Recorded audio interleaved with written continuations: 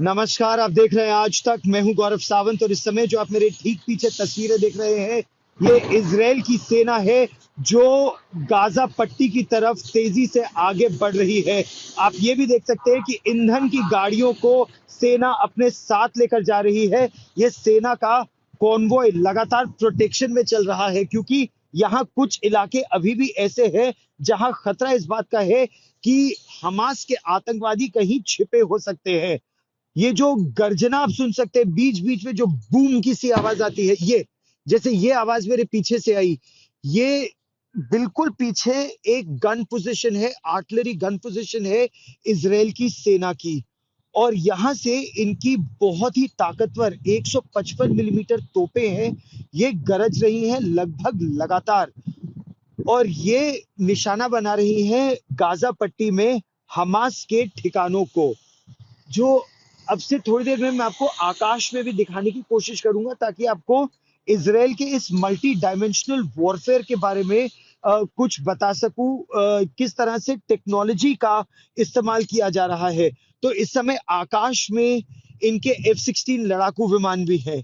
वो लड़ाकू विमान जो जैसे ही किसी संवेदनशील इलाके के बारे में उनको खबर मिलती है तो अपना उसको ये लोग पीजीएम कहते हैं, प्रिसिशन गाइडेड म्यूनिशन, यानी बिल्कुल अचूक मार करती है उस ठिकाने पर, उस बिल्डिंग पर, उस जगह पर जहां पर उस बम को गिरना हो।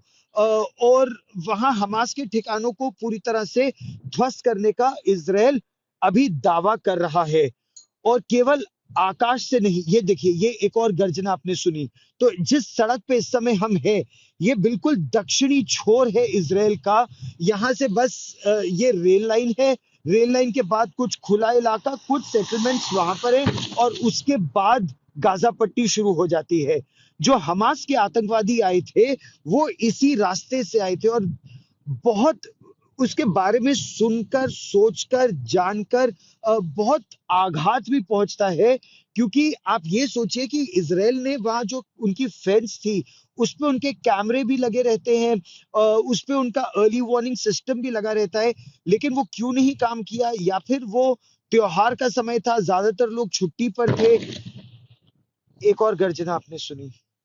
अब ये लगातार जो हम गर्जना सुनते हैं ना, पहले तो ऐसा लगता है कि जैसा इनका जो आर्टिलरी का ओपी अफसर होगा, आर्टिलरी यानी तोपखाना, ओपी अफसर माने ऑब्जर्वेशन पोस्ट ऑफिसर, या फिर वो जो यूएवी से देख रही होगी टीम, वो लगातार ऐसे ठिकानों को देखती रहती है कि तोप का गोला कहाँ गिरा, एक्यूरेट गिरा, नहीं गिरा।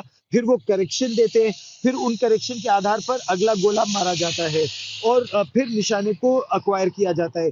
लेकिन पीजीएम के साथ ये है कि एग्जैक्ट लैटलोंग जो कहा कहती है फौज अपनी भाषा में, उसके जो भी उसका लैटिट्यूड है, लॉन्गिट्यूड है, पूरा उसका down to the last metre उनको वो जानकारी रहती है और एग्जैक्ट उसी ठिकाने पर इनके बम गिरते हैं। तो वैसे पीजीएम भी यहाँ से लगातार दागे जा रहे हैं। मैं आपको बता रहा था कि किस तरह, देखिए यहाँ पर अभी भी एक गोली, आपसे बात करते करते ये देखिए, एक एक गोली अभी नजर आई, ये देखिए। और ऐसे एक नहीं, दो नहीं, 100 नहीं, हजारों खोखे, कुछ खर्च किए हुए और कुछ इस तरह का जिंदा कारतूस यहाँ आपको लगातार दिखता रहेगा। इतने खोखे फायर किए गए, इतने राउंड यहाँ पर फायर किए गए थे। शनिवार को एक और गोला दागा गया। लगातार ऐसे गोले दागे जा रहे हैं। और ये आकाश में देखिए, ये आकाश में आपको F-16 की गर्जना भी सुनाई देगी।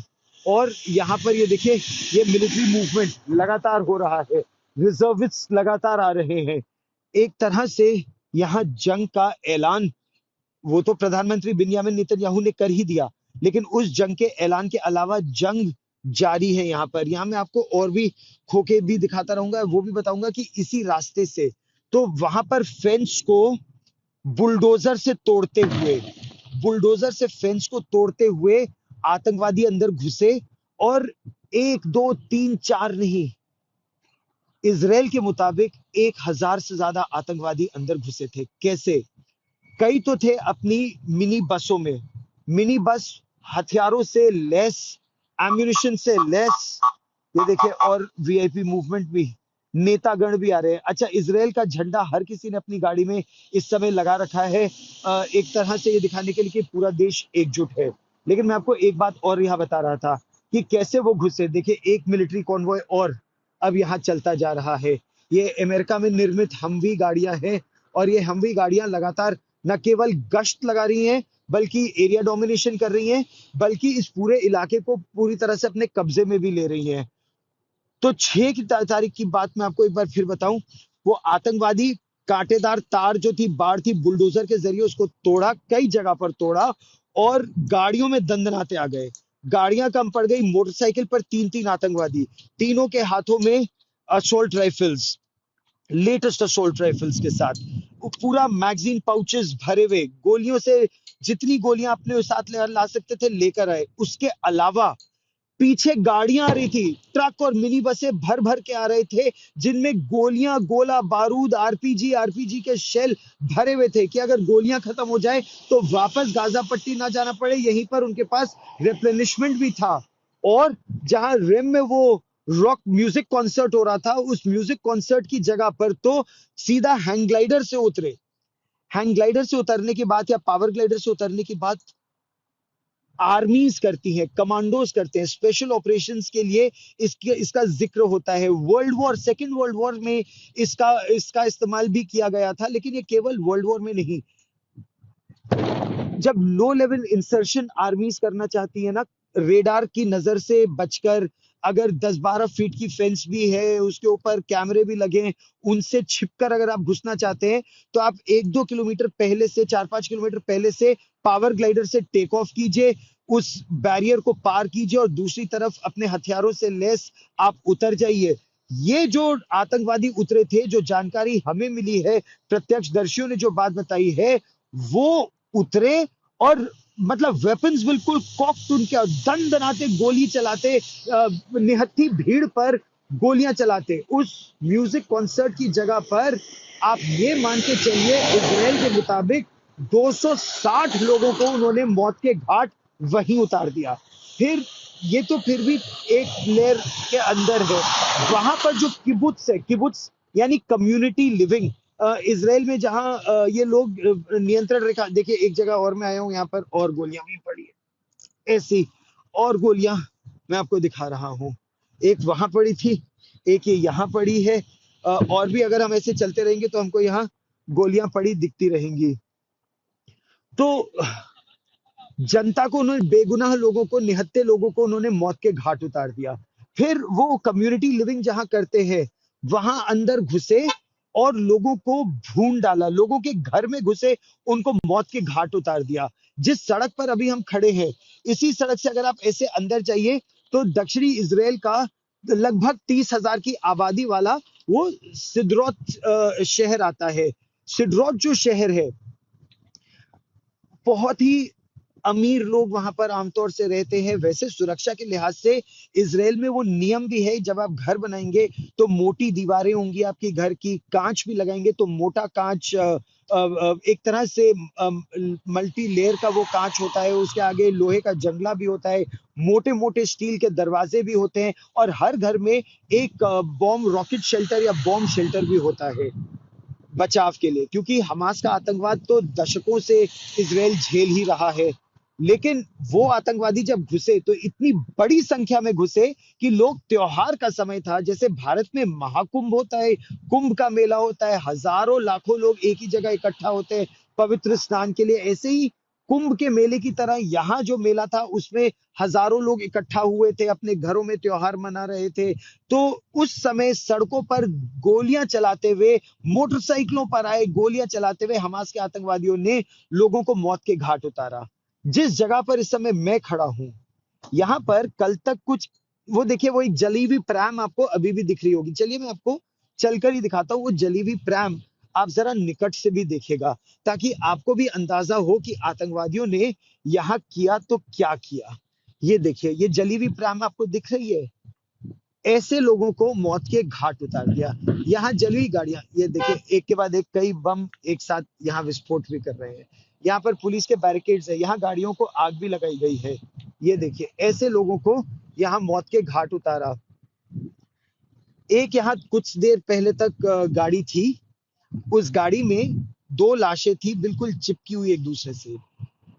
वहीं पर एक सीसीटीवी कैमरा भी है। पुलिस ने मुझे बताया कि पुलिस की वर्दी में आए थे वो आतंकवादी भी, जो हमास के आतंकवादी आए थे। उन्होंने गाड़ियों को रोका, साइड में लगवाया, गाड़ियों को साइड में लगवाया, फिर अपने हथियार निकाल लिए, लोगों को बोला अंदर ही बैठे रहो, और पूरी गाड़ियों पर उन्होंने पेट्रोल छिड़का, गाड़ियों के आसपास उन्होंने पेट्रोल छिड़का। और ये एक इजराइल की सेना की एक टुकड़ी जा रही है। इनमें से कुछ सिपाही ऐसे हैं जिनसे हम लोग लगभग पिछले 4-5 दिनों से रोज मिल भी रहे हैं, और उनके कैंप्स में भी जाने का हमको अवसर मिला है। तो मैं आपको बता रहा था कि वहां पर उन्होंने गाड़ियों के आसपास पेट्रोल छिड़क दिया और गाड़ियों में आग लगा दी।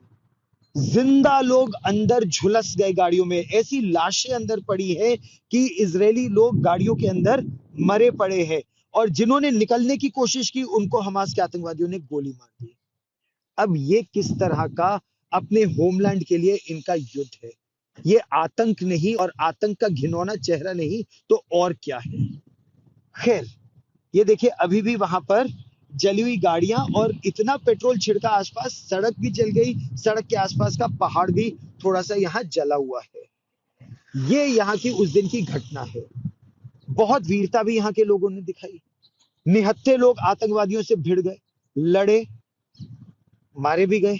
अगर आप मरने वालों की संख्या देखें तो आज मौत का आंकड़ा इजराइल के मुताबिक 1300 लोग मारे गए हैं। एक बात और जो भारतीय होने के नाते जो बात हमको पता चलती है, 26/11 का आतंकी हमला जब भारत में हुआ था तो पाकिस्तान से 10 आतंकवादी आए थे, 166 लोग मारे गए थे। यहां पर अंदाजा लगाइए कि यहां पर 1000 आतंकवादी आए थे। मैं आपको बताया था ना, एक और जगह आपको ले चलूंगा जहां बहुत खोखे ही खोखे पड़े। ये देखिए, खोखे ही खोखे, कारतूस ही कारतूस पूरी सड़क पर हर ओर बिखरा हुआ है। ये है इस समय इजराइल के दक्षिणी भाग की असलियत। तो हमारे यहाँ 166 लोग मारे थे जब 10 पाकिस्तानी आतंकवादी आए थे। यहाँ पर 1000 से ज्यादा आतंकवादी आए थे, 1300 लोग मारे गए हैं, 2000 से ज्यादा लोग घायल हैं। और इसीलिए अब इजराइल का कहना है इनफ इज इनफ। अब हमें दुनिया की चिंता नहीं है, दुनिया क्या कहती है हमें फर्क नहीं पड़ता। और ये बात केवल बिन्यामिन नेतन्याहू यहाँ के प्रधानमंत्री नहीं, यहाँ के आप आम आदमी से बात कीजिए, सेना से बात कीजिए, सिविल सोसाइटी के लोगों से बात कीजिए। जितने लोगों से मैंने बात की है, इतने आहत है, इतना दर्द है। यहाँ की जनसंख्या भी कम है। भारत में तो मतलब इतने करोड़ों लोगों का, 130 करोड़ 140 करोड़ लोगों का देश है, 166 लोग मारे गए, हम लोग को कितना दर्द हुआ। यहाँ देखिए, छोटी आबादी वाला देश, भारत के एक राज्य से छोटा पूरा देश, और यहाँ पर 1200-1300 लोग मारे जाए, 2000 से ज्यादा लोग मारे जाए, कई दर्जनों लोगों को बंधक बना लिया जाए।